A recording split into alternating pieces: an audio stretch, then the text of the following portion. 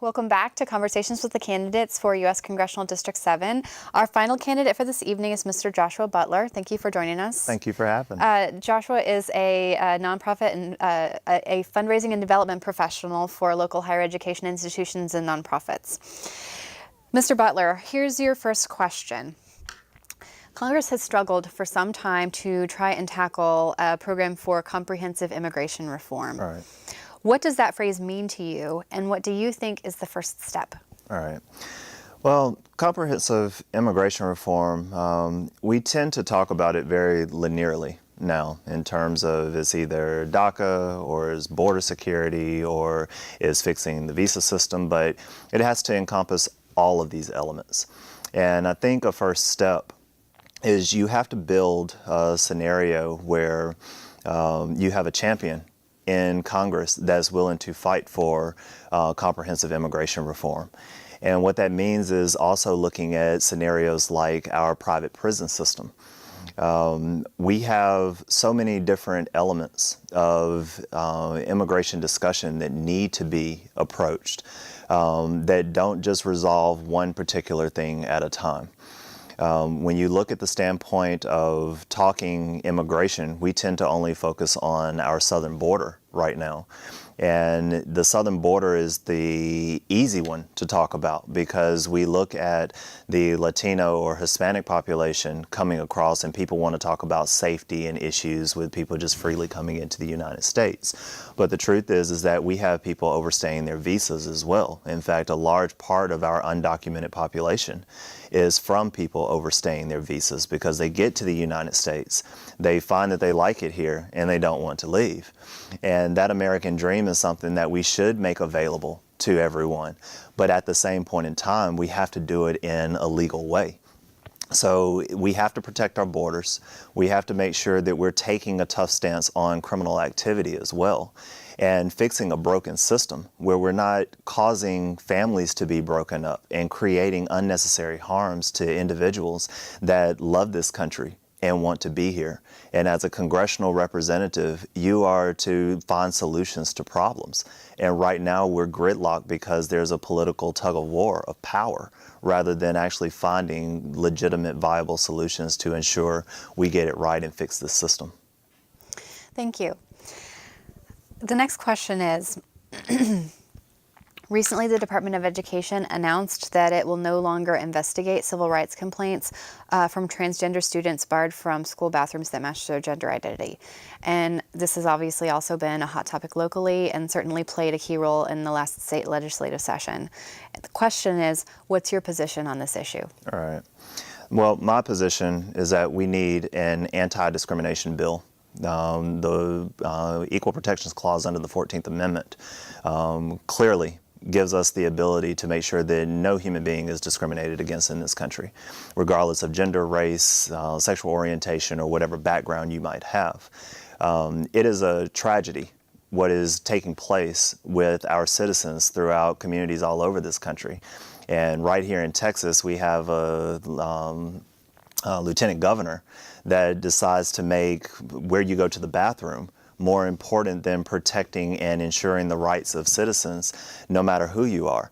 As I once heard a while back, who cares where you pee?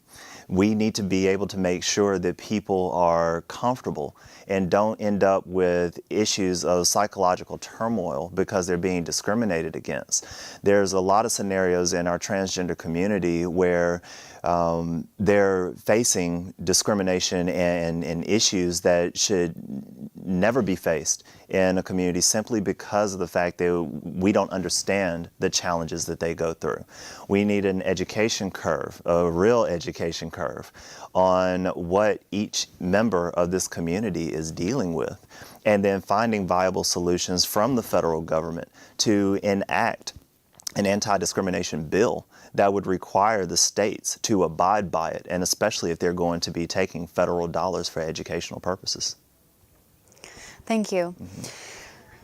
We would be remiss if we didn't talk about what's on the top of everyone's heart today, and that's Florida. The question is, what do you believe should be Congress's role in addressing gun violence in this country?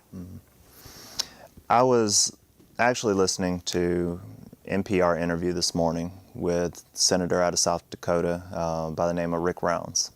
And I was quite angry at the standpoint that he danced around every topic about gun law legislation. We're a do-nothing Congress now in the United States. We're a first world government that acts like a third world government, where we don't protect our citizens. We don't do the proper things to make sure that our children can go to school and not have to worry about being victims of gun violence. We have issues of suicidation in the United States that's at a much higher rate because people have access to high-powered weapons like handguns, where they can make a quick, swift decision to end their life. We don't have things like a cooling off period that's legitimately there. Comprehensive background checks to ensure that, and we have background checks, but there's so many loopholes that are in them and gaps that are in them that put our citizens in harm's way. So when you look at scenarios like what happened in Parkland, all the warning signs were there. The school did everything right. Like, they knew that this particular student was demonstrating these types of conditions that could potentially lead to a violent outcome. And you hear these congressional members talking about, well, guns don't kill people, people kill people. But I guarantee you, if you put a high-powered enough weapon in somebody's hand that can do insurmountable damage, you can place your citizens in greater harm's way than if we find a legitimate conversation about what comprehensive gun law legislation looks like. Fixing one piece at a time, Congress doesn't work like that. Congress is a very slow-moving process. So if we don't find a comprehensive fix to the entire scenario we're facing, then those one or two things being fixed are not going to resolve the issues that we're facing currently in this country, which are the 38,000 deaths by gun violence and the number of mass shootings that we're seeing, including 18 gun-related incidents that have happened on school campuses already in the first 40-plus days of this year. Thank you. One of the challenges of serving in Congress is the need to balance the demands of a congressional calendar with the need to stay in touch with the needs and concerns of the people in your district. If elected, how would you maintain that balance between the demands of the congressional calendar and the needs of the people in your district? Right. Well, let me talk a little bit about my current process as a candidate and then transition into continuing that process. To date, I have been to 8,074 homes, visiting with constituents throughout this district, putting in the personal time and the personal work to connect with people, find out what's important to them, making sure that I'm available. You know, there's a saying that a big part of politics is actually showing up and being available to your constituents. You have to understand what they're facing on a day-to-day basis and be willing to go outside of your comfort zone and connect with individuals. You also have to make it meaningful. One of the things that we just did, we just sent out a massive mailing where I signed 17,000 letters, hand-signed, every last one of them, because you want people to know that they matter to you. How do you transition that type of work into the congressional setting? One, I believe, you have to come back and you have to host town halls. That's a big part of it. It's very difficult to be present at every single person's door throughout a district and make everybody feel like they're the most special person in the world as you being the congressional rep. But what you can do is give them the opportunity to have access to you. And access is extraordinarily important when you're talking about being a congressional leader, being a representative for an entire district. The other part, you have to create a scenario where communities of minority background feel like they can be included in this process. So often you go to candidate forums and you go to town halls, and they're in areas that are already politically engaged, and you tend to see a lot of your Caucasian counterparts, or the majority. But we've got to create a scenario, be it an inbox or a staff member that reaches out regionally in the different areas of the district, making sure that we're engaging people and and then me as the candidate being able to go to those homeowner association meetings and going to the neighborhoods from time to time, coming back on the weekends. It's a busy schedule in Congress. There's no doubt about that. But your job is not to become a representative in Washington. Your job is to go and be a representative in Washington for your district, and then to come home and represent it effectively. Thank you. We've reached the last question that I have on my list for you, and you have about 3 minutes to take it where you would like to. The question is, what do you think are your unique qualifications to serve District 7 in Congress? My unique qualifications, it stems on the relatability.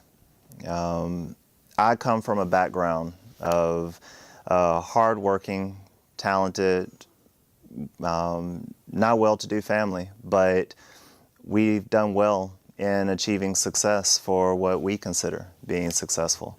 My mom's a single mom, but she's a phenomenal human being. She raised 2 sons, black sons, in the United States, where sometimes it's not kind to people of color. It can be harsh realities for so many people. Whether you're low income or the wealthy side of the community, you need somebody that can relate to the things that you're dealing with. And why that's important is when you go to the halls of Congress, when you're standing on the House floor and you're debating a bill, when you're writing a piece of legislation that's going to impact 325 million plus people, you need to definitively know how that legislation is going to impact and affect the lives of the people in your community. It's why I focus on the block walking so heavily. I can't get to everybody, but what I can do is go into those neighborhoods and see exactly where my constituents are. So the unique quality that I bring is the ability to connect on an everyday basis with people. I can sit here and reel off credential after credential, and that sounds great. A lot of that's political optics, and I know we have to do that because people want to know your qualifications. But the truth is when policy drops off, humanity has to kick in. And I think we're missing so much humanity in the nature of our politics these days. We don't have representatives that care about their constituents as they say they do. We don't have candidates that are willing to come outside of their comfort zone and walk in neighborhoods and talk with people that don't look like them or have the same wealth as them, or even come from the same backgrounds. I have family members that aren't wealthy, but they're hardworking, everyday people. That some are truck drivers, some have worked in post offices. I mean, these are stories that you take with you to understand that when you're dealing with an education bill, like if you have a family member that's a teacher, you know the challenges they're dealing with. And those are things that we need, real world stories, real world scenarios coming from a congressional member, not just being on the facts, not just being on the details all the time, but understanding that there's humanity that comes with the way you do your job. And if that's not the strategy at the end of the day that inspires people to get to the ballot box, then I'm willing to stake the fact that I've done the right thing by being authentic and genuine throughout this candidacy and making absolutely certain that the person I am today and what people see in terms of the hard work and the availability and the access and even the strategy that I've put in place, the policy that I've worked on, will allow people to know that I will be that same exact type of representative when I get in Congress in 2019. Thank you.